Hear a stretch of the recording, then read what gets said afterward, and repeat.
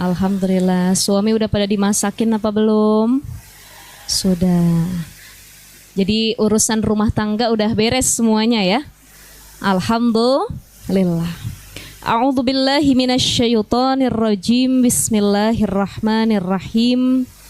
Assalamualaikum warahmatullahi taala wabarakatuh. Bismillah, alhamdulillah, alladzi ja'alal ilma bitta'allumi wa arsala lita'liminal anbiya.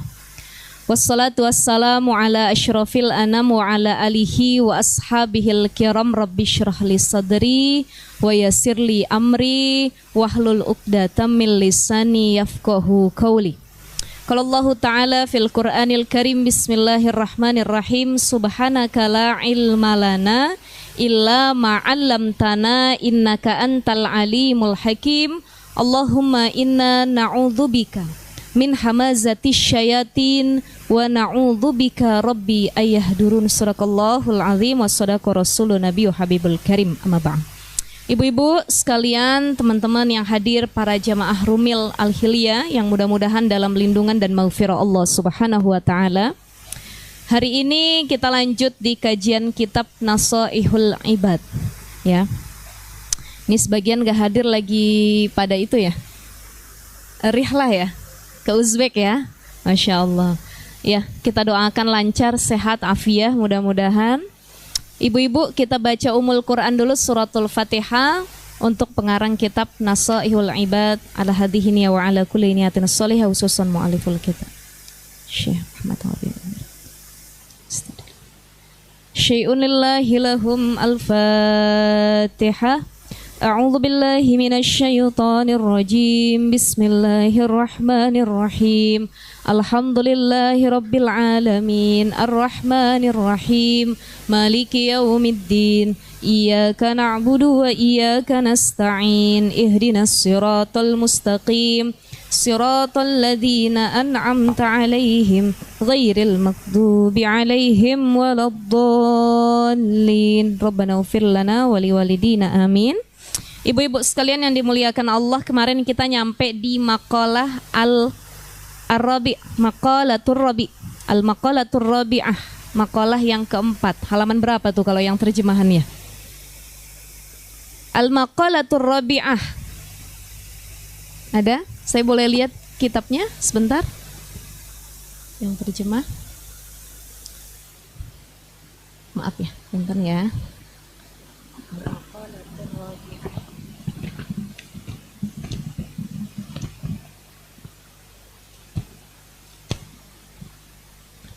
Bab 2. Kita masih di bab 2 ya.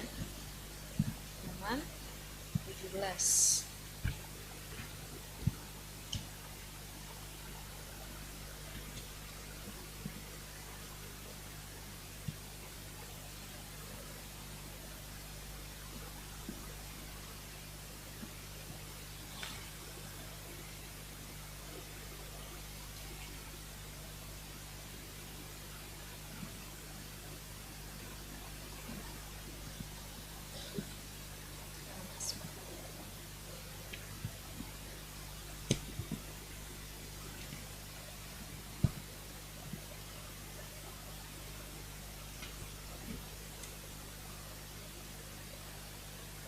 Ini terjemahannya ya, ibu-ibu ya.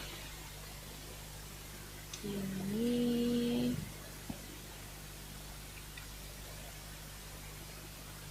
makalah yang 3.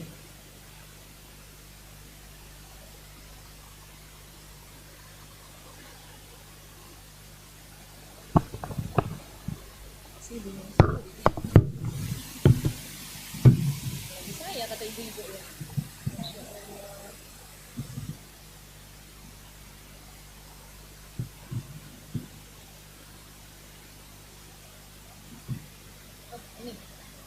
Halaman 7 ya ibu-ibu ya, bukan 17. Yang nomor 7, halaman 6, bab 1. Bab 1 yang nomor 7, Sikli Hasan ya Umar. Qala law kana fil bukhari midadan wa syajari aslam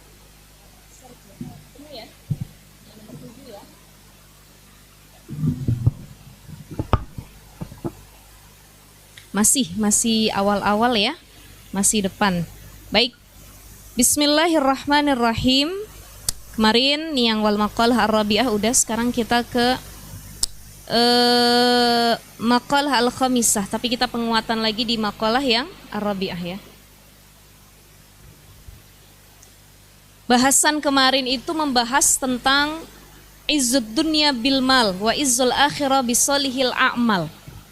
Kemuliaan dunia itu dengan banyaknya harta. Kita kalau kaya raya, banyak harta, yang suka banyak, yang deketin banyak. Terkadang yang tadinya musuhin kalau kita kaya, dia bilang kita temen. Bahkan saudara, saya mah masih besanan sama dia. Saya masih sepupuan. Sepupuannya gimana? Jauh dah, pokoknya sepupuan katanya. Yang penting dapat validasi, dianggap sebagai saudara, orang terdekat. Kenapa? Karena kita sedang punya harta yang banyak. Allah lagi angkat kita dengan harta. Izzud dunya bil mal. Makanya orang yang lagi banyak hartanya selama dia hidup di dunia itu dipuja-puja, dikipas-kipas, disanjung-sanjung sama orang. Dulu ada di zaman Nabi Musa namanya Korun. Makanya kalau ada orang kaya raya, hartanya banyak tapi dia sombong, dia laksana Korun. Korun itu saking banyak hartanya, ibu-ibu sekalian, itu sampai kemewahannya itu nggak muat ditaruh di rumahnya. Dia punya emasnya bukan cuma 100 gram yang batangan, bukan cuma 200 gram dan lain sebagainya, tapi dia punya sampai tontonan emas. Belum kendaraan, belum pakaian emas, belum berlian dan lain sebagainya. Sampai saking banyaknya harta Korun, itu tiap hari dia diarak ngebawa hartanya ngelewatin masyarakat luas. Jadi ibaratnya ibu-ibu punya mobil 50. Ibu naik paling depan di mobilnya. Tuh yang mobil nomor 2 sampai nomor 50 kita ikutin dari belakang, ngarak kita. Ya. Ibaratnya diketimpringin bahasa kitanya. Jalan muter-muter di lingkungan masyarakat sampai semua penduduk kala itu di Mesir, mereka bilang begini, ya Allah, sungguh beruntung menjadi Korun. Alangkah indahnya hidup sebagai Korun yang sangat-sangat kaya raya dan hidupnya diliputi dengan kemewahan. Pernah nggak ibu-ibu kita ngelihat tetangga, saudara, kerabat, mereka lagi kecukupan harta, uangnya banyak, emasnya dari ujung sampai sini nih. Kan salah satu penyakit kita perempuan itu cinta kepada hiasan-hiasan, emas, berlian, ya. Zuina linnas hubbus syahawati minan nisa wal banin wal qanatiril muqantarati minadh dhahabi wal fiddati wal khailil musawwamati wal an'am. Hari ini tema kita gelisah duniawi dan ukhrawi. Mana yang harus diutamakan? Gelisah duniawi atau ukhrawi? Ukhrawi. Tapi kebanyakan yang kita lakukan gelisah apa? Duniawi. Ya Allah, anak saya belum dapat kerja, anak saya belum dapat jodoh. Ya Allah, suami saya nggak naik-naik jabatannya. Ya Allah, besok saya makan apa? Ya Allah, kapan saya beli mobil? Ya Allah, saya kapan kebeli rumah? Duniawi yang terus kita gelisahin. Itu juga yang terjadi pada penduduk Mesir kala mereka melihat Korun.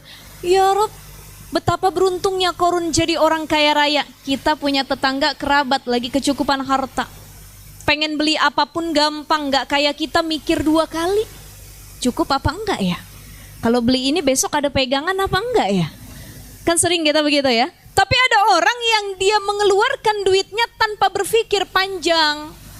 Sedekahnya banyak, beli tas yang branded langsung dia bayar cash. Pengen beli mobil yang mewah dia bayar tunai. Duitnya berlebih lagi, bukan cukup lagi tapi berlebih. Seringkali timbul di benak kita, di hati kita, ya Rob, enak bener jadi dia nih. Apa ujian hidupnya ya Allah? Ini penyakit orang zaman sekarang, kalau ada yang punya nikmat dia langsung berkata, dia diujinya di belah mana sih? Ujiannya apa sih katanya? Bener nggak Bu begitu? Saya lihat komentar-komentar ya yang ada di media sosial, baik itu platform TikTok, Instagram atau apapun. Kalau ada orang update tentang kebahagiaan hidupnya, dia update tentang suaminya yang tampan, istrinya yang cantik, anak-anaknya yang lucu, ya. kehidupan duniawi yang dilimpahi dengan harta yang banyak. Kemudian kita lihat, kita like, gak berani komen, cuman like doang. Kita berpikir habis ngelihat komen ataupun kita ngelihat postingannya, ya Allah ini orang ujiannya di mana sih? Kok kita yang sibuk nyari-nyari ujian dia? Itu mah urusan Allah. Artinya kalau kita masih bertanya hal demikian, ada rasa dengki yang tertanam dalam diri kita. Kita lagi nunggu nih orang ujiannya mana sih? Yang bagaimana? Laki ganteng soleh, istri cantik soleha, uang banyak, pekerjaan bagus, anak-anak dikaruniai sama Allah, mertua baik, ujiannya apa sih? Jangan pernah bertanya ujian orang lain apa. Cukup menggelisahkan apa ujian kita selama di dunia. Karena selama ini yang terjadi kepada kita, kita lebih suka memikirkan kehidupan orang lain dibandingkan memikirkan kehidupan dunia dan akhirat kita. Makanya aib orang, kehidupan orang, pintar kita komentarinnya, Masya Allah. Tapi kalau hidup kita sendiri, susah untuk mengomentarinya. Maka itu yang terjadi kepada penduduk Mesir kala itu. Betapa beruntungnya wahai Korun, aduh enaknya jadi orang kaya. Ya ampun, Korun mah gak ada susahnya. Banyak banget deh keutamaannya. Tapi dia lupa, ternyata ada Allah cabut satu hal dari Korun. Di samping kekayaannya yang berlimpah, uangnya banyak, istrinya cantik, apa yang dia mau dia bisa beli. Di sini Allah cabut hidayah petunjuk dari hatinya. Kemarin sudah kita bahas di pembahasan sebelumnya. Sayati zamanun ala ummati yafirunal ulama wal fuqaha fayabtaliyahumullah bisalasatin baliyah. Akan datang nanti suatu zaman kata Nabi di mana umatku nih lari dari ulama, ahli fikih, nggak mau ngaji, nggak mau datang ke tempat majelis ilmu, nggak mau ikut taklim, dia nggak mau berjamaah, dia nggak mau dekat sama hukama, orang-orang yang bijaksana sana ya.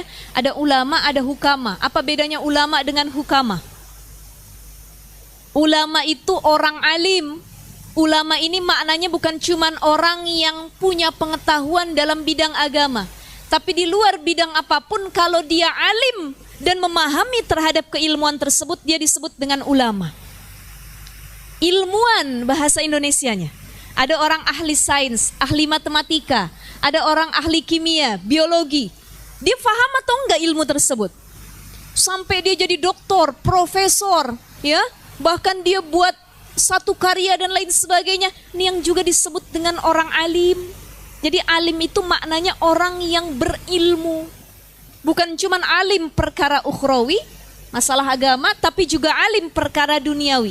Jadi kalau ada orang rajin duduk dekat sama para ulama, orang-orang alim, biasanya hatinya lebih lembut,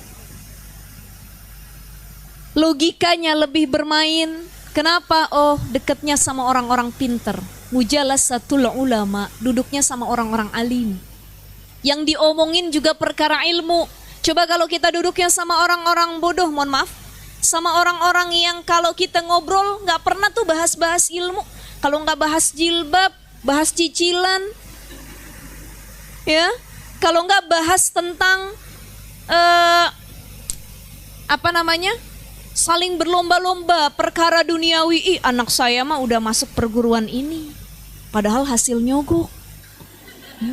Yang satu lagi, nggak apa-apa, anak saya mah nggak mau kuliah di situ, dia mah nanti di luar negeri, dan lain sebagainya. Saling fastabikul, bukan khairat, tapi perkara duniawi yang diagung-agungkan. Nah ini jadi reminder muhasabah penting buat kita semua, ibu-ibu sekalian. Yuk rubah atau pilih-pilih selektif siapa yang jadi kawan duduk kita. Itu yang menentukan kualitas diri kita. Kalau kita rajin duduk sama para ulama, duduk doang dengerin, Masya Allah. Ini ada orang alim, mau dia ahli matematika, ahli fikih, ahli tafsir dan lain sebagainya. Kita cuma dengerin dia ngomong, kebuka cakrawala pemikiran kita. Jadi logika kita lebih bermain. Yang kedua, rajin duduk dengan hukama. Siapa itu hukama? Hukama itu orang yang dia alim, dia tahu ilmunya dan dia mengamalkan terkait ilmu yang dia peroleh. Kalau ulama, ada orang yang alim, pintar, tapi dia belum tentu ngamalin kepintarannya. Tapi hukama, dia bukan sekedar alim, dia bukan sekedar hafal, dia bukan sekedar tahu, tapi bijaksana dengan tingkah laku terhadap ilmu yang dia miliki. Dia tahu bagaimana cara berbicara yang baik, tahu ilmunya. Maka ketika dia berbicara kepada orang lain, layyinan, dia berbicara dengan lemah lembut. Ini yang disebut dengan al-hukama, orang-orang yang bijaksana. Maka kata Nabi, sayati zamanun ala ummati yafirunal ulama wal fuqaha. Nanti kelak umatku ini gak mau deket sama orang alim, sama orang-orang faqih. Buru-buru mereka mau jadi orang baik. Fayabtaliyahumullah bisalasatin baliyah. Allah kasih tiga azab yang luar biasa. Awaluha yarfa'illahul barakah min kasbihim. Ini ada nih di pembahasan kitab yang awal. Kalau ibu-ibu lihat, kita sudah bahas kemarin ya, nomor 6 sebelumnya. Lihat ya. Sayati zamanun ala ummati yafiruna minal ulama wal fuqaha fayabtalihimullah bisalasi baliyat awalaha atau ulahuma yarfa'ullahul barakah min kasbihim. Allah angkat keberkahan rizki yang dia miliki. Jangan salahin kok kita duit banyak, harta banyak, tapi ketenangan Allah cabut. Kenapa? Karena kita jarang duduk dengan hukama dan ulama. Kita nggak mau ngaji, nggak mau nyari ilmu. Asani yusallituhumullah sultanan zalima. Allah kasih pemimpin yang zalim. Ya Rabb, kita nggak tahu pemimpin kita nih zalim atau enggak, tapi kita minta sama Allah kasih pemimpin yang adil, yang baik. Ibu kenal Umar bin Khattab? Di mana kenalnya? Sering dengar ceritanya ya. Ada Umar bin Khattab, ada Umar bin Abdul Aziz. Ini masih satu, kalau lihat silsilahnya masih Umar bin Abdul Aziz ini turunannya Umar bin Khattab. Secara gaya kepemimpinan, model kepemimpinan, Umar bin Abdul Aziz ini sama dengan Umar bin Khattab, menjadi pemimpin yang dirindukan oleh masyarakatnya. Umar bin Abdul Aziz itu dia dikasih tempat, kan kalau bahasa kita kalau pemimpin tuh ada rumah dinas. Betul ya Bu ya? Rumah dinas, ada fasilitasnya, ada kendaraannya. Umar bin Abdul Aziz juga demikian ketika memimpin kala itu. Satu ketika Umar bin Abdul Aziz itu baru kelar dari pekerjaannya, ada tamu datang. Ditanya sama Umar bin Abdul Aziz, Anda bertamu ke sini dalam perkara urusan negara? Ya, urusan masyarakat atau memang individu, masalah pribadi? Oh, masalah pribadi wahai Umar. Oh, kalau gitu jangan di ruangan ini punya negara. Dimatikan lampunya oleh Umar bin Abdul Aziz, diajaknya ngobrol di luar. Kenapa? Karena ini fasilitas negara yang tidak boleh saya gunakan sembarangan. Anaknya kala itu nangis. Dia ngerengek sama ayahnya, kan kalau lebaran itu banyak yang pengen pakai baju baru. Termasuk anaknya Umar bin Abdul Aziz, pengen dong ya pakai baju baru, Abi tolong dong beliin baju baru. Apa kata ayahnya? Nak, uang yang ayah punya bukan milik ayah, ini punya umat. Dia takut buat korupsi, dia takut makan uang rakyat. Itu Umar bin Abdul Aziz. Kisah Umar bin Khattab. Umar bin Khattab ini tiap malam seringkali nyamar jadi orang biasa. Ibu kalau pernah nonton film Joda Akbar tuh, ya, apa tuh? Tentang kerajaan Mughal di India. Ya, itu kurang lebih kan pemimpin-pemimpin seperti itu ya. Itu suka nyamar-nyamar tuh ke daerah masyarakat kecil. Umar bin Khattab ini suka nyamar, tidak berpakaian sebagai khalifah, pemimpin. Satu ketika sedang berjalan malam hari, Umar dengan orang yang ngikutinnya, asistennya, dengan pakaian biasa, nggak ada yang kenal kalau itu Umar bin Khattab. Lewat satu rumah ada seorang perempuan sedang menangis sambil masak. Dilihat sama Umar, apa yang dia masak? Kok dia menangis-nangis sambil memasak? Begitu dilihat oleh ajudannya, ternyata yang dimasak batu, kagak mateng-mateng. Gimana mau mateng tuh batu ya Bu ya? Batu yang dimasak. Ditanya kemudian, Assalamualaikum kata Umar. Waalaikumsalam kata wanita tersebut. Apa yang kau lakukan? Kenapa engkau memasak batu? Wahai tuan, Ya, saya sedang menangis begini. Anak saya itu tidur semua dalam keadaan lapar. Perutnya saya ganjel semua untuk menahan rasa laparnya. Kenapa? Karena saya tidak punya persediaan makan sedikit pun untuk diberikan kepada anak-anak saya. Pentingnya rasa bersyukur. Karena bersyukur itu melembutkan hati. Bersyukur melihat orang yang lebih susah dari kita. Kenapa? Biar kita lebih dekat sama Allah. Kita Bu nggak pernah sampai begitu. Pernah nggak ibu saking lapar taruh batu di perut? Lapar benar. Semalaman tidur nggak pernah. Ada orang punya telur 1 biji, dia masak telur itu di dadar, dibagi sekeluarga 10 orang dipotong, makan anaknya semua. Berkah, cukup. Tapi ada orang yang anaknya 1, dia makan di restoran nih 1 porsi, 1 porsi, 1 porsi, nggak ada yang habis makanannya. Pentingnya rasa bersyukur. Dia bilang anak saya kelaparan dan tidak punya saya persediaan apapun. Balik Umar bin Khattab dia bilang, wahai wanita yang sedang memasak ini, sebentar ajudan saya akan memberikan sesuatu. Tapi dia nggak tahu kalau itu Umar bin Khattab. Esokan harinya kemudian ajudannya pergi disusul oleh Umar bin Khattab. Kata Umar bilang begini, cukup saya yang membawa beras ini, gandum ini. Kenapa? Karena dia umatku. Dia itu adalah masyarakatku. Mohon maaf, ketika sebelum pergi, perempuan itu ngomong gini sama Umar. Saya nih kelaparan, gak punya apapun untuk diberikan kepada anak saya. Ini saya punya pemimpin namanya Umar bin Khattab, gak pernah dia peduli sama umatnya. Masa saya kelaparan seperti ini? Dia gak tahu yang lagi diajak ngomong Umar bin Khattab.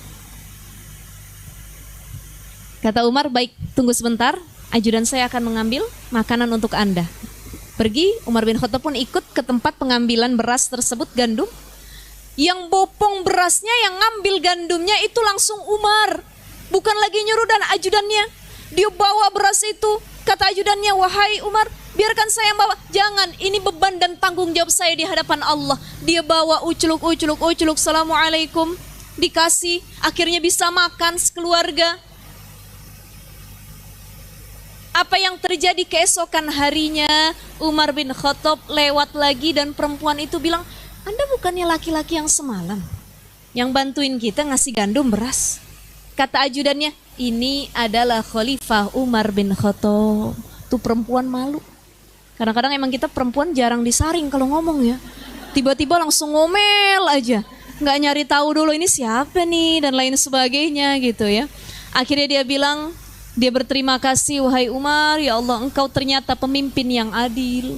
Bahkan engkau membawakan beras untuk makan keluargaku dan anak-anakku.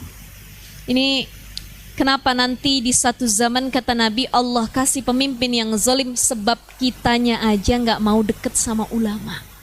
Jadi jangan salah kalau nanti yang hadir adalah pemimpin yang zalim. Yang ketiga, wasalisu yakhruju minad dunya bighairi iman.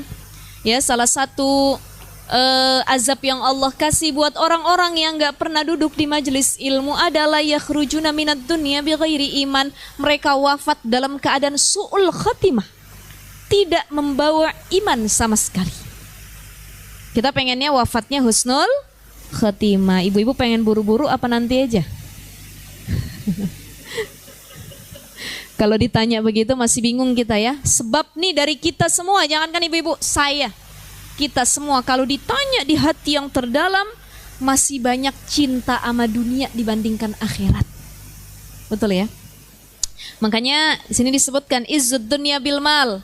Ya, kemuliaan dunia diraih dengan harta, tapi nggak ada harta nanti kamu langsung direndahkan. Wa izzul akhirah bisolihil a'mal. Tapi kemuliaan akhirat yaitu dengan baiknya amal, bukan karena harta. Maka kalau pengen ada orang yang tulus temenan sama kita, bergaul dengan kita, jangan dekati dengan uang, jangan dekati dengan harta, tapi dekati dengan bisolihil a'mal, amal yang baik. Bukan harta. Zaman sekarang orang apa-apa serba duit, nyelesain masalah pakai duit. Ada kasus tertentu pakai duit. Masukin anak sekolah nyogok pakai duit. Masuk ke instansi tertentu, masuk kerja, dapat pekerjaan yang dia impikan, harus nyogok pakai duit. Jadi semua dia anggap kelar kalau kita punya duit. Betul ya? Ini zaman yang dia menganggap kemuliaan cuman di dunia. Izzud dunya bil mal.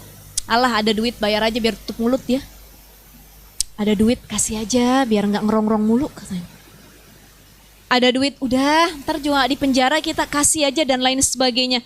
Karena semuanya serba duit. Ibu cinta nggak sama duit?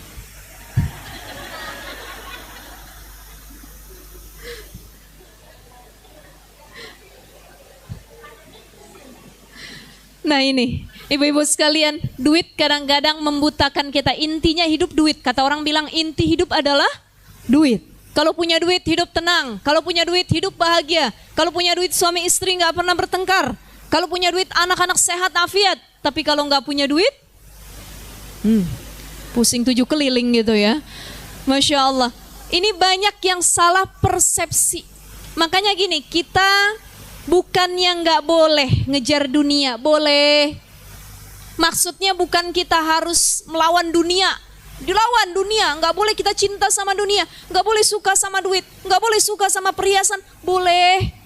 Cuman cintanya ala kadarnya, cintanya sewajarnya. Jangan sampai cinta terhadap dunia sehingga melalaikan kita untuk kebutuhan akhirat.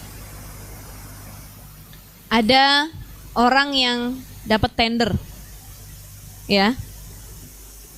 Ibu-ibu misalkan kerja nih semua, Bu, ada yang bilang, insya Allah saya pengen gabung nih kerja sama ibu. Berapa yang dihasilkan? 10 juta. Oh baik, 10 juta. Waktunya sholat maghrib. Tapi harus sekarang Bu dikerjain ya. Cuma 10 juta sholat maghrib dulu. Tapi ketika datang jumlah nominal yang lebih besar, Bu, saya kasih ibu duit 100 miliar. Rame kemarin Bu, saya bukan gibah ya. Ini jadi pelajaran buat kita. Ada kemarin kasus di Indonesia masih ya. Salah seorang pemimpin jadi kepala daerah di daerah mana saya lupa. Pokoknya daerah timur sana. Itu yang kemarin ditangkap karena kasus korupsi. Ternyata hasil korupsinya itu atau uang yang keluar untuk korupsi, dari korupsi itu kebanyakan disalurkan untuk membayar perempuan-perempuan yang memuaskan dirinya. Ya. Oh iya. Ya Bu ya. Bahkan kalau dari data yang saya baca di berita, satu perempuan itu bisa dapat ada yang 1,6 miliar. Ada yang sekali pertemuan dapat 1 M, dapat 500 juta. Saya mau nanya deh sama ibu-ibu. Ibu, kalau ada yang mau ngasih ibu 1,6 M diterima apa enggak?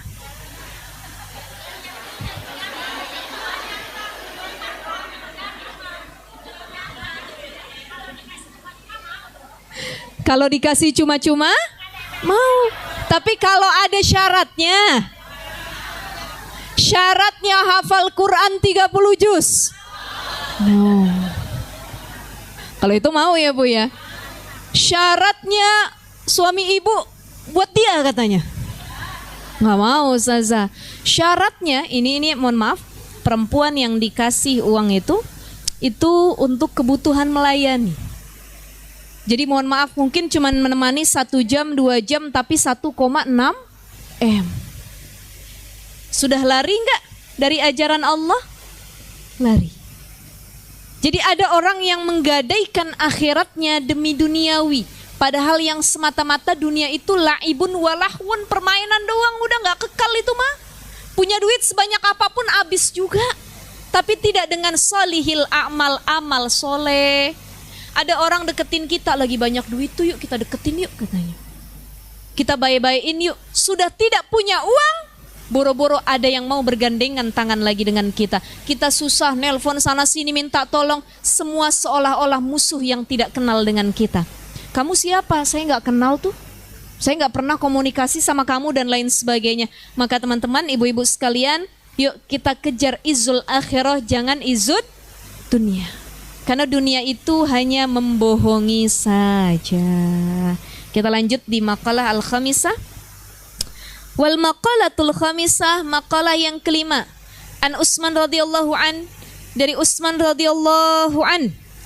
Hammud dunya zulmatun fil qalbi wa hammul akhirati nurun fil qalbi. Ay al-huznu fil umuril muta'alliqati bid dunya sara muzliman.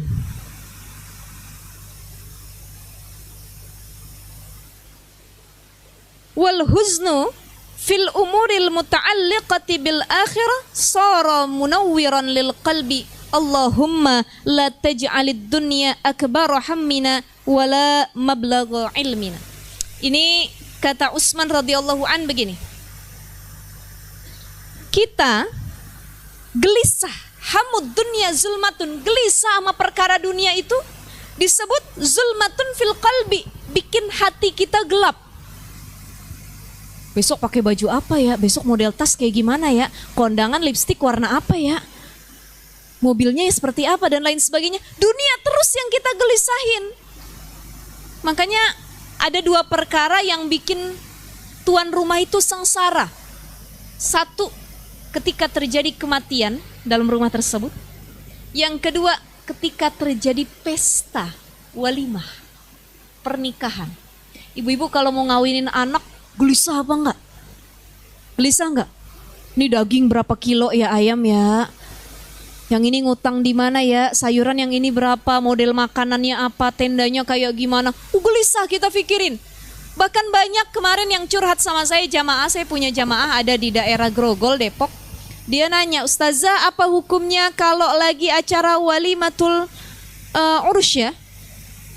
Lagi acara pernikahan, kawinan, kita ngawinin anak atau kita jadi pengantin, kita nggak sholat, bagaimana hukumnya? Saya mau nanya sama ibu-ibu dulu, waktu nikah sholat apa enggak? Benar. Udah lupa Ustazah, 30 tahun yang lalu katanya ya. Yang sholat, alhamdulillah. Yang nggak sholat, inna lillahi wa inna ilaihi rojiun. Belum tahu ilmunya Ustazah. Baik, itu dulu kita mungkin masih kurang ilmunya, masih belum ngaji dan lain sebagainya. Keadaan apapun sholat itu wajib dikerjakan. Banyak gara-gara dia jadi pengantin, dia di make up, dia pakai apa? Bunga-bunga di atas nih begini dan lain sebagainya. Akhirnya jadi alasan untuk meninggalkan sholat. Padahal sholat itu yang lebih utama. Bagaimana mau membangun rumah tangga yang berkah kalau dari awal pernikahannya saja sholat sudah ditinggalkan. Makanya paling enak memang orang yang nikahannya di gedung. Yang model nikah cuma 2 jam, 3 jam. Ya kalau banyak duit. Lah kalau nggak punya duit, di rumah. Cuman tetap harus punya prinsip untuk tidak meninggalkan sholat. Ini kadang-kadang yang nggak sholat bukan cuman pengantinnya, tapi ibu kandungnya, ibu mertuanya, gara-gara takut make upnya luntur, udah kagak usah sholat deh, nanti bingung make upnya lagi katanya. Ya Allah ya Rabbi. Nih kegelisahan yang sering kali hadir ketika acara walimah. Makanya disebutkan kata Utsman radhiyallahu an, kebingungan terhadap dunia, kegelisahan terhadap dunia membuat hati itu gelap, susah menerima kebaikan. Karena yang difikirin dunia mulu. Ya, orang beli ini kita pikirin, orang punya ini kita pikirin, suami begini kita pikirin, anak begini kita pikirin, ada kemauan ini kita pikirin terus. Bahkan yang saya bilang, ibu-ibu punya Shopee? Punya? Itu di keranjangnya banyak apa enggak? Pernah enggak kalau lagi belanja Shopee keranjang Anda penuh katanya? Akhirnya kudu ada yang dihapus dulu. Saya mau tanya deh, itu penuhnya kenapa Bu? Dimasukin doang tapi kagak dibeli? Belinya ntar aja kalau punya duit dah katanya. Sampai ratusan tuh isi keranjang ya. Abis itu kita pikirin lagi, beli apa kagak ya? Beli apa kagak? Ah kagak deh, ntar aja deh. Beli nggak ya? Udah kebeli, kita bingung. Ada sekarang banyak yang terjebak dalam sistem COD. Ya, hati-hati ibu-ibu. Saya punya ponakan, anak abang saya. Itu dia mainin HP emaknya.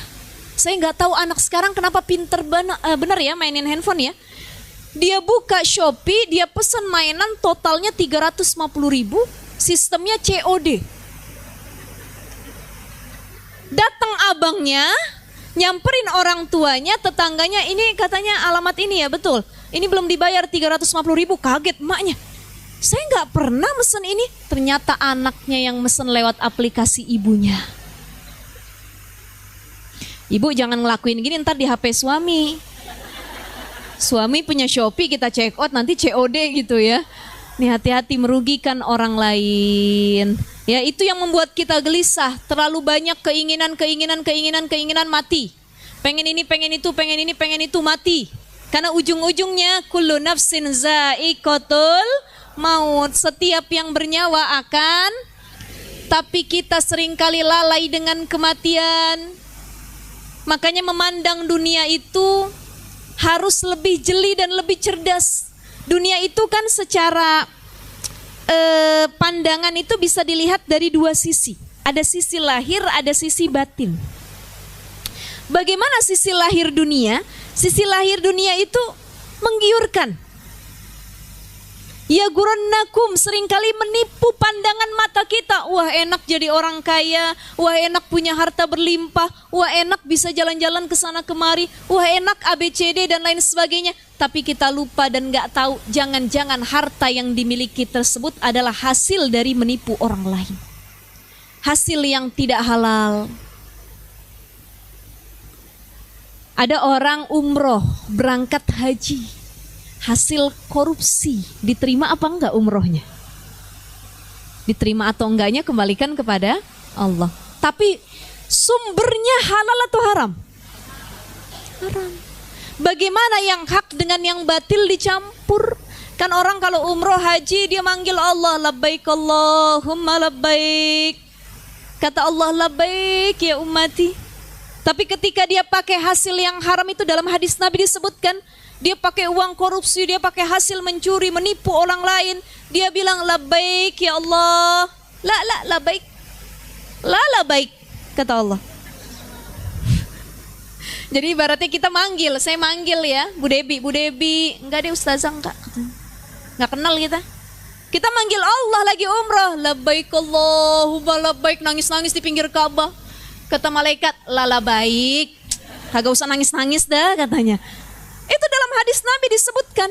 Makanya hati-hati orang yang ketika berangkat ibadah, dia umroh, dia haji, padahal sumbernya haram, tapi seolah-olah dia gunakan untuk yang halal.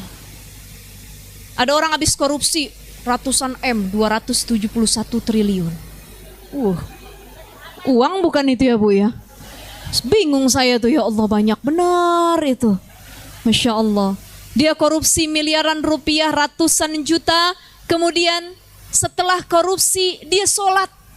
Tangan yang dia pakai korupsi, dia pakai buat takbir Allahu Akbar. Kata malaikat, main-main dia nih katanya. Tadi dipakai buat yang haram, sekarang buat sholat. Banyak orang yang mencampurkan antara yang hak dengan yang batil. Malamnya dia zina, habis zina dia sholat subuh. Dibangunin kawan zinanya, sholat subuh dulu, udah azan katanya. Astaghfirullahaladzim. Ya Allah ya Rahman. Ada sama-sama nyolong, yuk kita nyolong. Lagi nyolong azan, Allahu Akbar, Allahu Akbar. Kita sholat dulu dan ntar kita lanjut lagi. Ini yang disebut mencampur adukan yang hak dengan yang batil. Allah gak suka. Makanya jangan kita berpikiran abis kita buat dosa, abis kita mengambil hak orang lain, dah saya mah ibadah aja diampuni sama Allah. Boleh ibadah dengan catatan menggunakan sumber yang halal, bukan dari menipu orang lain. Nih seringkali dunia menyilaukan mata kita. Kalau dilihat dari sisi lahirnya, dunia tuh indah. Pokoknya kita pengennya panjang umur dari dunia. Betul gak Bu? Kan kalau umatnya Nabi ini batas usianya cuma sampai 63 tahun. Ibu-ibu di sini ada yang 63? Belum. Ada yang 62? Setahun lagi ya Bu ya. Ada yang 60 tahun? Gak ada.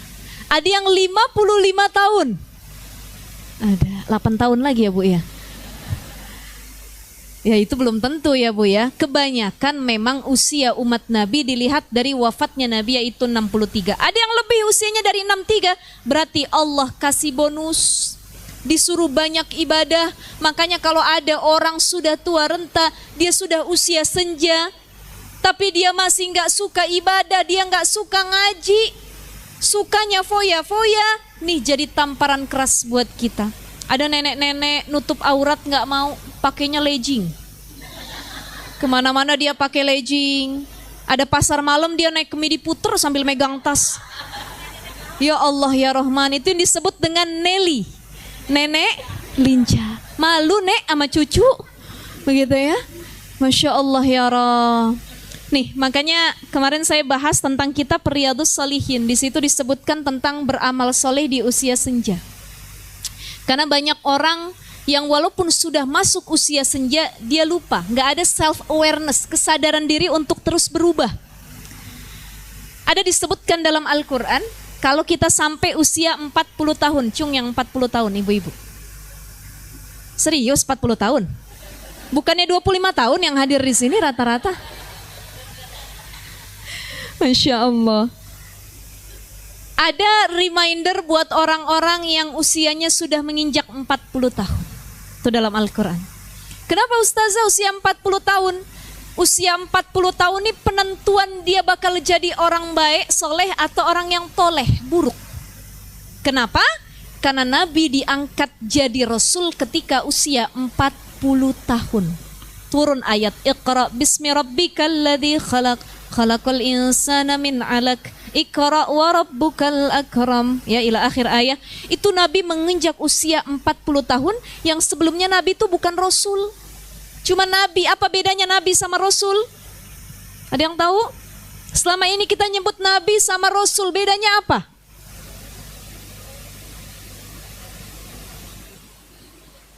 Betul.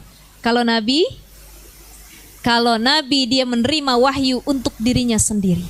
Tapi kalau Rasul, dia terima wahyu untuk dirinya dan untuk umatnya. Jadi sejak usia 40 tahun, Nabi punya tanggung jawab untuk mengajak umatnya dekat kepada Allah, bukan hanya dirinya saja.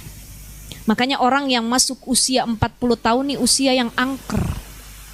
Harus banyak muhasabah diri, tapi yang 30 juga harus banyak muhasabah diri. Ya, yang masuk usia 40 tahun harus muhasabah diri, self talk, bahasa kitanya ngobrol sama diri sendiri. Ngobrol sama orang tuh gampang, ngobrol sama pasangan gampang, tapi ngobrol dengan diri sendiri itu yang susah. Sering-sering ngobrol, lagi ngaca. Siapa nama kamu? Fatimah. Fatimah ya ini ya? Ini kan kita lagi ngaca ceritanya ya. Siapa nama kamu? Fatimah. Berapa umur kamu Fatimah? 40. Kamu selama 40 udah ngapain aja Fatimah? Dosa mulu kamu selama ini. Selama ini kamu bikin maksiat mulu. Udah deh yuk, kita bareng-bareng mendekatkan diri kepada Allah.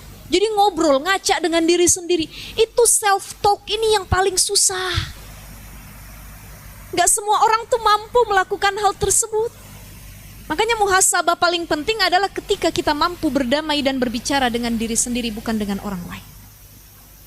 Masuk usia 40 tahun penentuan, kamu mau jadi orang baik atau orang gak baik. Rasul di usia 40 tahun dia sudah memilih jalan menjadi Rasul.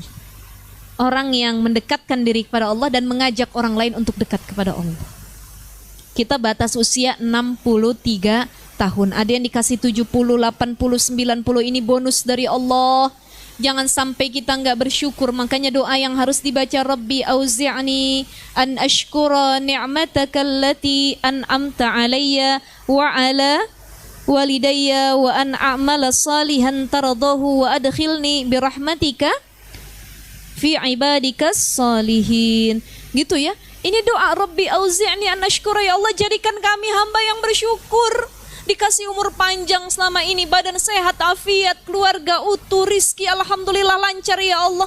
Nih kesadaran untuk bersyukur, skill bersyukur yang kadang-kadang susah untuk hadir. Makanya apa kiat kita biar bersyukur selama hidup di dunia? Pertama, unzur ila man dunaka. Kalau pengen jadi hamba yang penuh rasa syukur, lihat perkara duniawi sama orang yang di bawah kita. Jangan ngelihatnya ilaman faukoka, sama orang yang lebih dari kita. Kita punya mobil, harganya 100 juta. Ngelihat orang yang punya mobil 500 juta. Ngiler mulu akhirnya. Ya Allah pengen, ya Allah kenapa sih saya gak bisa beli mobil harga segitu? Gak bersyukur. Tapi lihat orang yang naik motor, ibu datang ke sini ngaji naik mobil, bawa mobil. Assalamualaikum, waalaikumsalam, bawa mobil.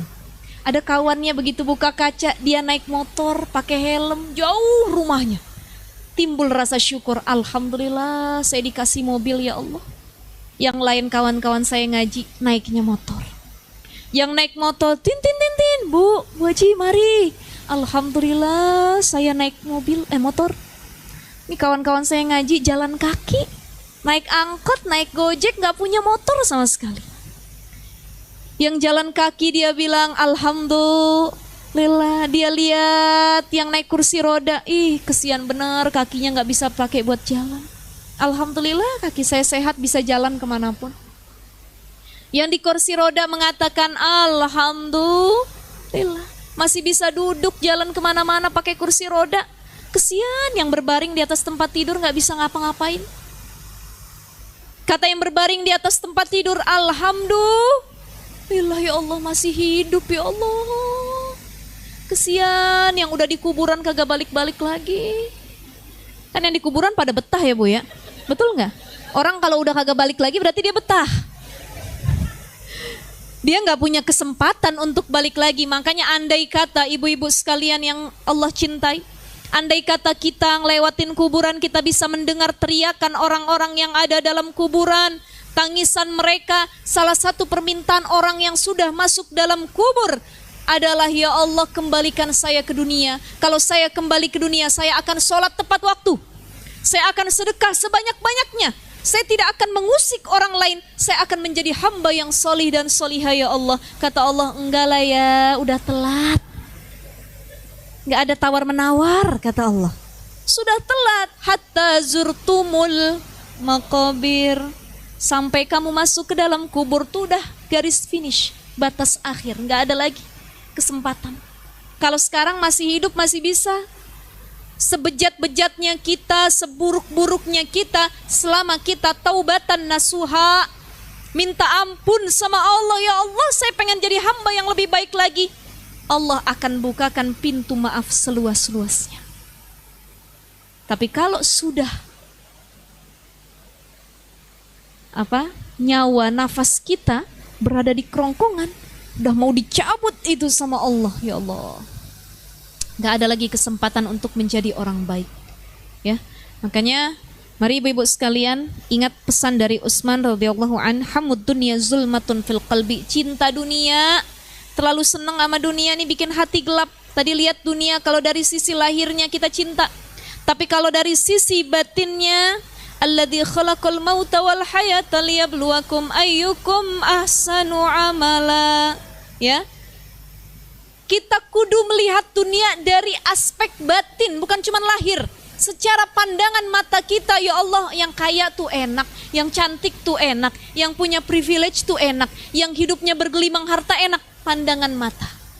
Tapi orang kalau sudah memandang dunia dari sisi batinnya, hatinya, dia memaknai ternyata segala sesuatu kemewahan yang Allah beri itu bentuk ujian dari Allah. Segala sesuatu yang Allah beri itu mampu melalaikan saya dari mengingat Allah. Makanya doa kita dalam Al-Quran, wa minhum may yaqulu rabbana atina fid dunya hasanah wa fil akhirati hasanah wa qina adzabannar. Ya Allah, kasih kami kebahagiaan di dunia dan juga akhirat. Jadi mulai hari ini setelah kita ngaji tentang kegelisahan dunia dan akhirat, mulai punya dua pandangan. Kalau selama ini cuma mata kita yang memandang dunia itu menyenangkan, kudu kita lihat dari sisi batin kita bahwa dunia itu sangat melelahkan. Bu, kita lomba-lomba sama orang perkara dunia, capek nggak hati kita? Capek apa enggak? Berlomba sama kawan, ya Allah, hari ini ada tas keluaran baru kita beli. Besok tas kita, teman kita pakai lagi yang baru. Dalam hati kita mumet nih, gelap. Ya Allah, dia udah duluan beli yang edisi terbaru. Saya harus beli juga ini. Gak tenang tidur kita. Betul ya? Ada pakaian baru, beli. Dahuluin sama kawan kita, marah lagi, hati kita gak tenang. Nih, hati kita udah gelap menerima kebaikan karena terlalu cinta kepada dunia. Makanya di sini ada doa, silahkan dicatat, mungkin di situ ada juga. Apa doa yang harus kita baca yang diajarkan oleh Sayyidina Utsman radhiyallahu an? Allahumma la taj'alid dunya akbar hammina wala mablagha ilmina. Allahumma la taj'alid dunya akbar hammina wala mablagha ilmina. Ya Allah, janganlah Engkau jadikan dunia sebagai kegelisahan kami yang paling besar. Allahumma la taj'alid dunya akbar hammina. Ya Allah, jangan jadiin dunia sebagai kegelisahan kami yang paling besar. Ya. Wala mablagha ilmina, dan jangan sebagai tempat tujuan pengetahuan kami. Artinya yang kami tahu tuh cuman dunia aja, nggak pernah nyari tahu tentang akhirat. Nggak pengen tahu tentang akhirat, nggak pengen tahu tentang surga neraka, nggak pengen tahu tentang ridha Allah, nggak pengen tahu bagaimana hamba yang dirindukan surga. Yang kita pikirin jadi orang yang punya dunia, yang genggam dunia, yang memiliki dunia, yang dimuliakan di dunia, yang bisa mengejar dunia sebanyak-banyaknya. Ya Allah, Allahumma la taj'alid dunya akbar hammina wala mablagha alaina. Sudah hafal ibu-ibu? Yuk kita lihat dulu tulisannya masing-masing. Habis ini saya kasih waktu 5 menit. Allahumma la taj'alid dunya akbar hammina wala mablagha ilmina. Allahumma la taj'alid dunya akbar hammina wala mablagha ilmina. Agak panjangan dikit. Allahumma la taj'alid dunya akbar hammina wala mablagha ilmina.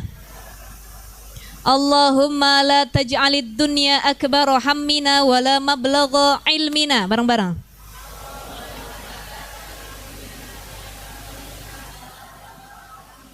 Yang penting ada nak-naknya ada ustazah katanya. Allahumma la taj'alid dunya akbar hammina wala mablagha ilmina. Bareng-bareng. Allahumma la taj'alid dunya akbar hammina wala mablagha ilmina. Sekarang tutup handphonenya, tutup tulisannya. Bismillahirrahmanirrahim. Allahumma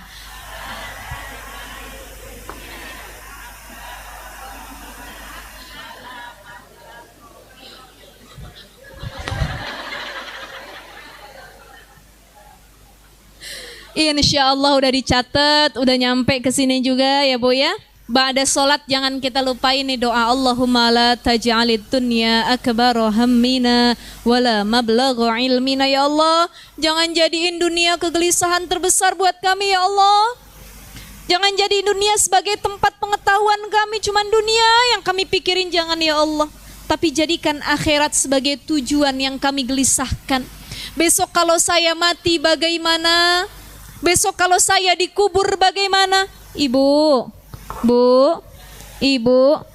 pernah nggak dapat satu momen keadaan ibu mikirin urusan ukhrawi? Pernah ingat mati? Ya Allah, rasanya dicabut nyawa gimana ya? Ya Allah, rasanya dikubur, ditinggalin sama keluarga, ditutup pakai tanah tuh, dipendem dalam tanah. Gimana rasanya ya Allah? Ya Allah, rasanya didatengin malaikat bertanya apa amal baikmu, apa amal burukmu, gimana ya Allah? Ya Allah, gimana rasanya jadi mayit ketika kita mampu melihat orang di sekeliling kita sedang menangis tapi nggak bisa kita sapa. Itu yang disebut dengan kegelisahan akhirat. Besok kalau saya mati bisa nggak lisan saya mengucap la ilaha illallah Muhammadur Rasulullah? Ya Allah, bisa apa enggak lisan saya? Ya Allah, kalau besok saya mati bisa nggak saya ngejawab pertanyaan malaikat man rabbuka? Saya apal ya Allah sekarang. Tiap hari saya ngaji kerumil ya Allah.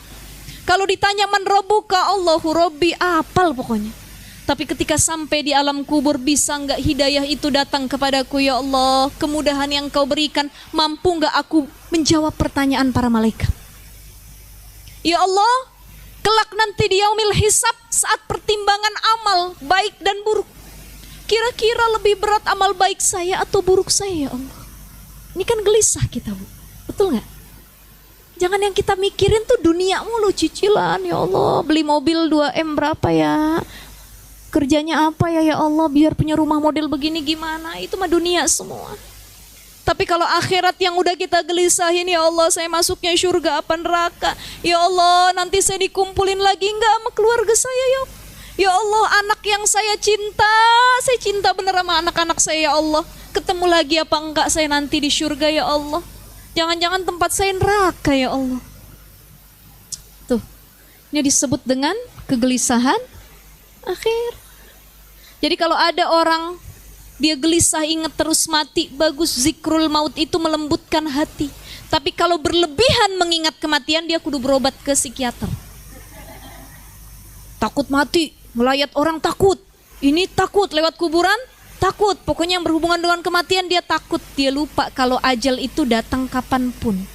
Jadi ingat mati ini untuk isti'adadul yaumir rahil, siap datangnya kematian, kita udah siap.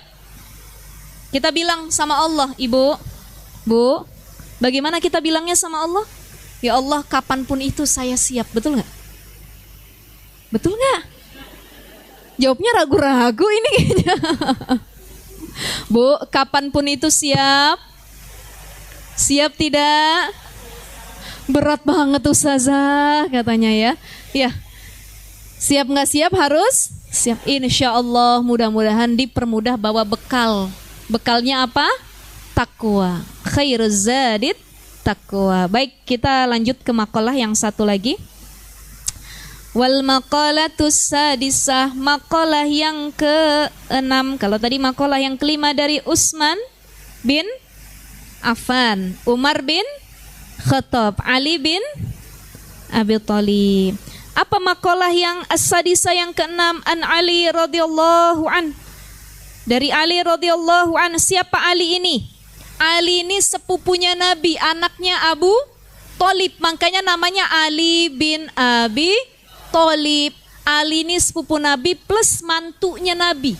Sepupu juga, mantu juga, suami dari Sayyidatuna Fatimah radhiyallahu anha. Sini disebutkan wa karrama wajhahu. Ya, wa karrama wajhahu, dimuliakan wajahnya. Jadi karamallahu wajha ini adalah gelar yang disandangkan kepada Ali radhiyallahu an. Apa artinya Ustazah? Kok Ali ini dikasih gelar karamallahu wajha? Ada dua. Kenapa Ali dapat gelar karamallahu wajha? Yang pertama, Ali dari dia lahir selama hidupnya, ya, itu nggak pernah menyembah berhala. Jadi sejak dia lahir, dia langsung menyembah Allah Subhanahu wa ta'ala. Beda dengan para sahabat yang lain pernah merasakan masa-masa suram, masa-masa jahiliyah. Kayak Umar itu pernah membunuh anak perempuannya, pernah minum khamar, dia pernah menyembah berhala dan lain sebagainya. Tapi Ali karamallahu wajha, selama hidupnya dari dia lahir nggak pernah menyembah berhala. Makanya wajahnya dimuliakan karena tidak pernah menyembah berhala. Yang kedua, kenapa Ali dapat sebutan karramallahu wajhah, dimuliakan oleh Allah wajahnya? Karena Ali selama hidupnya itu nggak pernah melihat, punten mohon maaf, alat kelamin dirinya sendiri ataupun orang lain. Kalau kita udah berapa kali, Bu? Nggak bisa dihitung Ustazah. Apalagi anak sendiri, betul ya? Sayyidina Ali itu nggak pernah ngelihat bahkan alat kelaminnya sendiri. Insya Allah. Bingung nggak, Bu? Bingung juga ya, Bu ya. Kok bisa tuh ya? Ya itu keutamaan dari Sayyidina Ali karramallahu wajhah. Makanya disebut dengan karramallahu wajhah. Wa karrama wajhahu, ya. Dimuliakan wajahnya dirinya oleh Allah Subhanahu wa taala. Apa kata Sayyidina Ali? Kita lanjut. Man kana fi talabil ilmi Man kana fi talabil ilmi kanatil jannatu fi talabihi wa man kana fi talabil ma'siyati kanatin naru fi talabihi. Kata Sayyidina Ali begini, siapa orang ya, siapa saja yang siapa saja yang selama hidup di dunia dia mencari ilmu ya, sedang dalam keadaan mencari ilmu, kanatil jannatu fi talabihi, maka seolah-olah dia sedang mendapati surga pada dirinya. Nih ibu-ibu yang hadir semua para penuntut ilmu. Amin. Insya Allah udah kita genggam surganya Allah nih ya Bu ya. Wa man kana fi talabil maksiati, dan siapa saja orang yang sedang memperdalam maksiat, bukan ilmu yang dia perdalam tapi maksiat gitu ya, maka kanatin naru fi talabihi, seolah-olah dia sedang menggenggam neraka dalam dirinya. Jadi orang berilmu itu keutamaannya banyak. Banyak keutamaan orang berilmu. Pertama, orang yang berilmu dan mencari ilmu itu yarfa'illahul baraka, apa yarfa'illahu? Yarfa'illahul ladina amanu minkum walladina utul ilma darajah. Orang yang punya ilmu, dia belajar untuk mencari ilmu, Allah angkat derajatnya dibanding orang yang gak pernah belajar. Punya keutamaan yang lebih. Yang kedua, orang yang berilmu itu man salaka tariqan yaltamisu fiha ilman sahalallahu bihi tariqan ilal jannah, dipermudah jalannya oleh Allah menuju surga. Kenapa orang berilmu, orang yang nyari ilmu lebih mudah masuk surga? Karena dia tahu ilmunya. Dia lebih bagus dalam ibadahnya. Beda orang yang sholat pakai ilmu dengan orang yang sholat tidak pakai.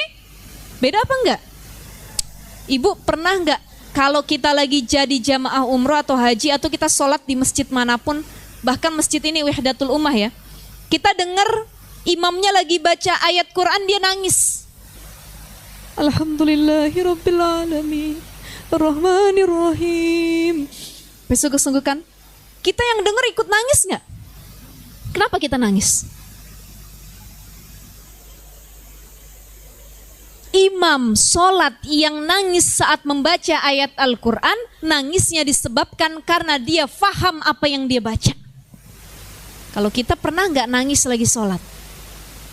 Pernah nggak ibu-ibu lagi sholat nangis? Gara-gara apaan? Hah? Banyak pikiran. Punya masalah ya? Kepikiran sampai sholat. Alhamdulillahirabbil alamin. Ya Allah, punya laki gini amat. Ya Allah. Itu bedanya kita sama orang-orang alim.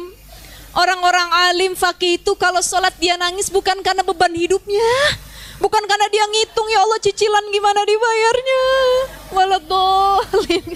Bukan. Tapi orang-orang alim karena dia faham makna dari yang dia baca ketika sholat. Ini tingkatan sholat orang alim itu berbeda. Alhamdulillahirabbil alamin. Ya Allah, pujian bagi Allah. Ar-Rahmanir Rahim, yang maha pengasih lagi maha penyayang. Maliki yaumiddin, yang merajai hari pembalasan. Tapi jangan diartiin juga. Ya, nanti ibu-ibu sholat alhamdulillahirabbil alamin, segala puji bagi Allah, Ar-Rahmanir Rahim, yang maha pengasih lagi maha penyayang. Bukan. Artinya makna dari ayat atau kata yang dia lantunkan, dia ucap, itu dia tahu, faham. Iyyaka na'budu wa iyyaka nasta'in. Itu kalau kita dengar imam-imam Masjidil Haram, mereka kalau lagi ketemu ayat tentang azab, walahum adzabun azim, nangis mereka. Ya Allah, ini azab yang sangat pedih bagi orang yang begini-begini. Nangis mereka sampai senggukan. Kenapa? Karena mereka takut ya Allah, mereka masuk dalam kategori orang yang disebutkan dalam Al-Quran tersebut. Makanya pulang dari sini Bu, kita buka Quran, kita maknai, kita fahami isinya, artinya, bukan sekedar hafal. Zaman sekarang ini banyak orang yang berlomba-lomba buka rumah Quran, buka lembaga Al-Quran, buka pesantren Al-Quran, berlomba-lomba. Wah, santri saya sudah hatam 30 juz. Ini wisuda santri, mereka hafal 30 juz. Tapi banyak yang sekedar hafal di lisan, tapi tidak mengamalkan secara perbuatan dan hatinya. Beda, kata para sahabat, zaman dulu Bu, kita kembali dulu deh, kita bayangin nih para sahabat Nabi dulu nih, zamannya Umar, Utsman, Ali, ya, Abdurrahman bin Auf, Bilal bin Rabah, tuh zaman para sahabat. Itu para sahabat tuh kala itu dapat pesan Al-Quran, Al-Quran itu belum jadi buku kayak begini, belum dijadikan mushaf.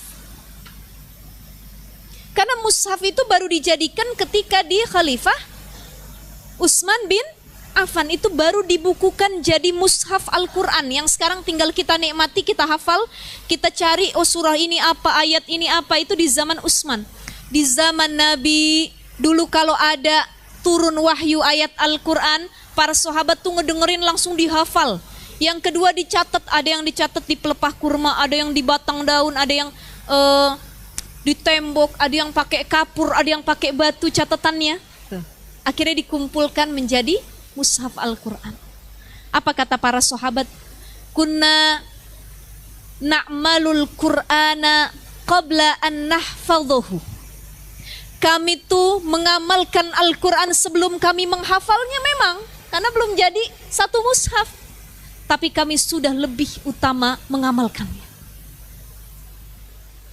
Tapi wa anta, kata para sahabat nih, kalian yang berada pada zaman tabi'in, zaman kita saat ini apalagi, wa anta tahfadzul Qur'an qabla an ta'malahu. Tetapi kalian menghafal Quran sebelum kalian mengamalkannya. Kalian cuma sekedar hafal tapi tidak mengamalkan. Para sahabat belum dia hafal udah diamalin duluan. Makanya minta sama Allah, jadikan anak-anak kita bukan sekedar penghafal Quran, bukan cuma berlomba-lomba, anak saya mah udah kelar 30 juz, anak saya mah udah kelar 20 juz. Banyak juga yang hafal 30 juz tapi kelakuan layaknya syaitanir rajim. Berarti dia cuma hafal di lisan tapi tidak mengamalkan secara hatinya. Makanya minta sama Allah, ya Allah, jadikan anak saya cenderung untuk terus mengamalkan isi Al-Quran, bukan sekedar hafal tapi meresapi ayat-ayat yang dikandung dalam Al-Quran. Itu doa kita buat anak cucu kita. Ya, maka tadi apa kata Imam Ali? Siapa orang yang mencari ilmu, dia larut sedang cinta dalam mencari ilmu. Bu, orang kalau udah cinta sama ilmu, dia bukan cuma cinta sama ilmunya, dia cinta sama murabbi, gurunya. Dia cinta sama ilmunya, dia suka, misalkan dia suka fikih, ya, dia suka fikih. Siapa yang ngajarin fikih? Ada ulama ini atau ulama itu. Sama ilmunya dia suka. Itu kalau dalam kitab ta'lim itu menghormati ahli ilmu. Bukan hanya kitabnya, bukan hanya yang disampaikan gurunya, tapi kita senang bertemu sama guru yang kita cintai. Itu yang disebut dengan larut dalam keilmuan. Ya, makanya orang yang larut dalam keilmuan lebih mudah mencapai syurganya Allah. Tapi orang yang larut dalam maksiat sulit untuk mencapai syurga, lebih dekat kepada neraka. Mudah-mudahan kita diberikan kesempatan untuk memperbaiki diri, banyak bertobat, menjadi hamba yang solih dan solihah.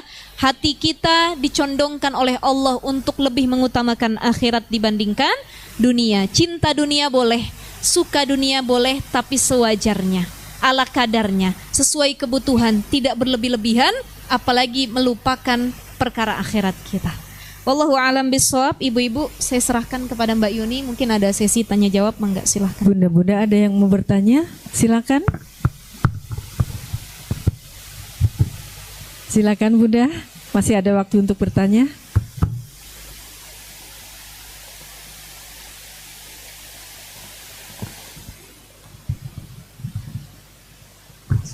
Ustazah mau bertanya. Kalau tadi dibilang jangan terlalu gelisah sama dunia, tapi gelisah sama akhirat. Sementara kan kadang manusia kan, maksudnya kalau masih di dunia kan mikirnya kan maksudnya kedepannya kan yang dihadapi dunia nih Ustazah. Nah, bagaimana sikap kita yang sewajarnya buat menghadapi dunia ini? Terutama kita kan ibu-ibu nih banyak masalahnya ya, maksudnya anak, pasangan, orang tua gitu. Baik. Ada satu kalimat yang berbunyi i'mal lidunyaka ka'annaka ta'ishu abadan wa'mal li akhiratika ka'annaka tamutu godan. Beramal kamu untuk dunia seolah-olah kita hidup selama-lamanya. Jadi boleh kita beramal untuk dunia, kita kerja, kita nyari uang, kita didik anak-anak kita self development ya, mengembangkan diri kita untuk jadi orang yang lebih sukses lagi. Kenapa? Seolah-olah kita hidup selama-lamanya. Wa'mal li akhiratika ka'annaka tamutu godan, tapi jangan lupa kamu harus tetap beramal untuk akhirat. Kenapa? Bisa jadi kita matinya besok. Karena gak ada yang tahu yang namanya usia. Bagaimana kecenderungan gelisah terhadap dunia? Seringkali kita tuh seperti tidak punya Tuhan. Jadi khawatir itu wajar, sifat manusia. Itu manusiawi, fitrah. Aduh, gimana ya anak saya nanti masa depannya? Maka agar tidak terlalu gelisah dengan masa depan anak kita, ada hal yang harus kita ikhtiarkan saat ini. Memberikan pendidikan agama, mengajarkan ilmu yang manfaat, memberikan teladan yang baik, ya. Nabi Yakub itu ketika mau wafat, apa yang dia katakan kepada anak-anaknya dalam Al-Quran? Ma ta'buduna min ba'di. Kalau aku wafat meninggal nanti, wahai anak-anakku, apa yang kalian sembah? Masih nggak kalian nyembah Allah kalau aku udah nggak ada?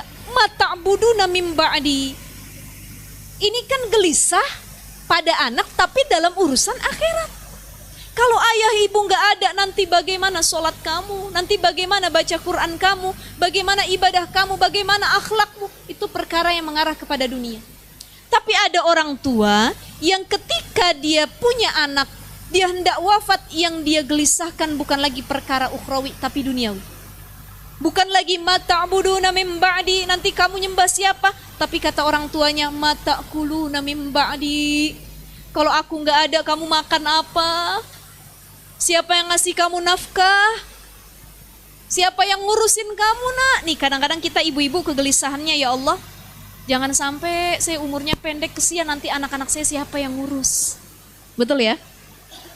Bukannya, ya Allah kalau saya nggak ada, nanti siapa yang ngajarin ilmu akhlak buat anak-anak saya? Kalau ngurus mah siapapun bisa ngurus, ada Allah kok yang menciptakannya. Nih kita suka lupa. Kadang yang kita gelisahkan tadi hal-hal duniawinya, padahal hal ukhrawinya yang lebih penting. Waliyakhshal ladzina law taraku min khalfihim dzurriyyatan di'afan. Hendaklah takut, kata Allah, kalian meninggalkan anak-anak kita nanti dalam keadaan lemah. Lemah secara akalnya, lemah secara mentalnya, lemah secara keilmuannya, lemah secara agamanya. Nih kelemahan yang harus dihindari dan ditakuti oleh orang tuanya. Anak kita keterbelakangan mental, gak berani, takut berbuat apapun, gak mau menghadapi masalah. Kenapa? Dari kecil dimanja sama orang tuanya. Takutlah kita punya anak yang lemah secara mental. Ilmu, dari kecil gak dididik agama, gak dididik ilmu, udah biarin, yang penting dia mah enak aja hidup, warisan banyak kok. Ini jadi kegelisahan yang harus kita pikirkan, bagaimana anak-anak kita setelah kita tidak ada, mereka dapat menjadi orang yang tetap bertahan untuk dekat kepada Allah Subhanahu wa Ta'ala. Jadi kalau cuman gelisah, duh besok anak saya gimana ya, pakai baju apa ya, nah itu mah gelisah-gelisah ece-ece ya Bu ya. Nggak masalah, semua kita fitrah begitu. Tapi kalau sampai, aduh nanti anak saya bagaimana dan lain sebagainya, ingat lagi, ya Allah, kita punya Allah. Punya Allah, gitu ya. Cukup kita ikhtiarkan yang terbaik, selebihnya la haula wala quwata illa billahil aliyil azim. Ya, jadi kalau udah gelisah yang sangat berlebihan, buru-buru istighfar, kita tawakal kepada Allah, gitu ya, Ibu sekalian ya. Baik, ada lagi? Ada lagi Bunda yang mau bertanya? Cukup Ustazah? Ya, baik. Baik ibu-ibu, alhamdulillah wa syukurillah. Mudah-mudahan sharing kita pada pagi hari ini, ya, apa yang kita pelajari terkait kegelisahan dunia dan akhirat, ini bisa menjadi tamparan keras buat diri kita. Jadi hamba yang lebih peduli terhadap akhirat kita, hamba yang tidak begitu cinta terhadap dunia, dan hamba yang tidak egois memikirkan dirinya sendiri, tapi dia juga memikirkan bagaimana kehidupan keluarganya kelak untuk lebih dekat kepada Allah Subhanahu wa Ta'ala. Mari sama-sama kita baca Ummul Quran Suratul Fatihah. Mudah-mudahan yang sakit Allah angkat penyakitnya, yang sedang punya masalah Allah kasih jalan keluarnya, ilmu yang kita pelajari bisa kita amalkan untuk orang-orang terdekat kita, dan kita dijadikan hamba yang senantiasa taat dan takut kepada Allah Subhanahu wa taala. Ala hadhihi niyah wa ala kulli niyatin salihah wa ila hadratin Nabi al-Fatihah. A'udzu billahi minasy syaithanir rajim. Bismillahirrahmanirrahim. Alhamdulillahi rabbil alamin. Arrahmanir rahim. Maliki yaumiddin. Iyyaka na'budu wa iyyaka nasta'in. Ihdinas siratal mustaqim. Siratal ladzina an'amta 'alaihim ghairil maghdubi 'alaihim waladdallin. Rabbana ighfir lana wa liwalidina amin. Insyaallah kita ketemu lagi bulan depan. Mudah-mudahan sehat afiat semuanya. Assalamualaikum warahmatullahi wabarakatuh. Waalaikumsalam.